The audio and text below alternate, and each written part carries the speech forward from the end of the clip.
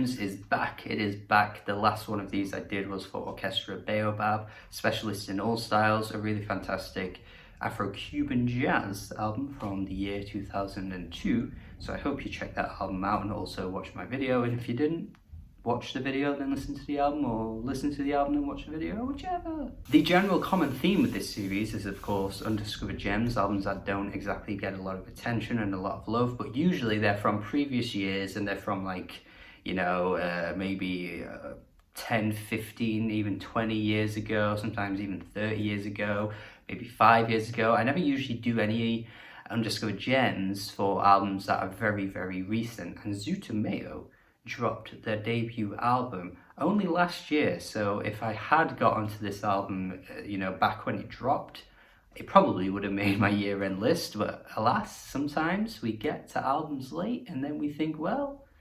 retrospectively, this is actually one of the best albums of last year. They are a J-pop art rock band that are pretty secretive actually when you look into like the members. You know, you only really see the frequently mentioned singer who is pronounced Akane, I believe it is. She's a really force of a singer. Like, she has this really expressive delivery. She has this really, really just animated voice that is just incredibly catchy and just so damn fun to listen to. I've just always really loved it when an artist is delivering some really strong vocals, but they also sound like they're having a lot of fun while they're doing it. And like, this entire album is that down to a T. But the band members in general really, really need to take a shine here as well. My God, their friggin' instrumentals on this album are so frenetic, they're so playful. There's this franticness, if that's even a word, to this album that just really oozes so much pleasure. It's just a pleasure to listen to. The heavy use of piano that takes over so many of these songs is so damn welcomed. Like, my God, so many of the piano leads just get stuck in my head for ages. They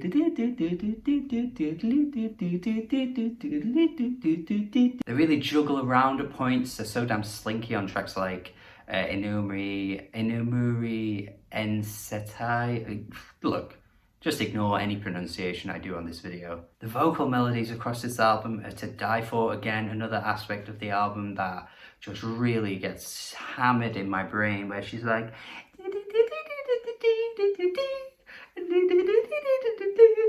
obviously I have no clue what she is saying, unfortunately. You know what, the amount of Japanese music I listen to these days, I'm gonna have to learn Japanese. Like, that's gonna have to be a life goal for me.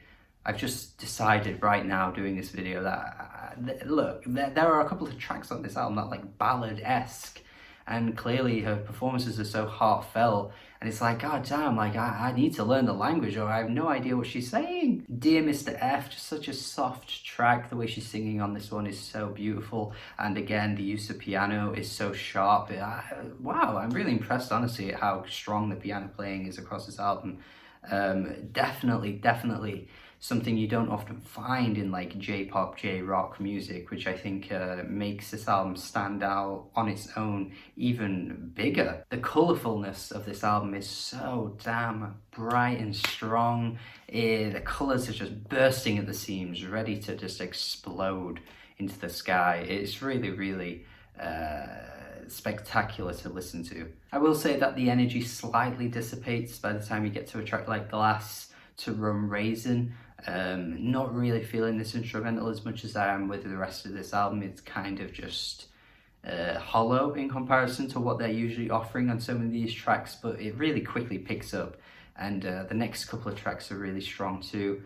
You get another softer ballad, which is really nice, and then the final track, which again just bursts back out of its shell. Like, the chaos is just ensued once again, and you're having so much fun to the final track. There's so much to like about this album, honestly. Like, even if you weren't that big of a fan of like J-pop in general, but like, even still, I don't really know if that's something to put you off, because it's just generally a really, really well performed album that's incredibly catchy and incredibly exciting. So it doesn't really matter what country it's coming from, really, or your thoughts or feelings on J-pop. Like, this just could be universal. Similarly to the band Polka Dot Stingray, which I did review last year as well, put out a really good album in my opinion. Like, albums like this just kind of demonstrate that, you know, you can get some really good pop music across the globe. So yeah, I'm happy with this album. I wish I had gotten to it sooner, but look, I'm happy with it now. I'm playing it a lot. It's such a great album. Shout out to Lily as well. Lily did a good find here, and I hope you enjoy it as much as I do when you listen to it. If you do, let me know. If you already have heard it, let me know as well. Another episode of Undiscovered Gems. Thank you for watching this video. Hope you enjoyed it as much as I enjoyed making it. Have a good day, and goodbye.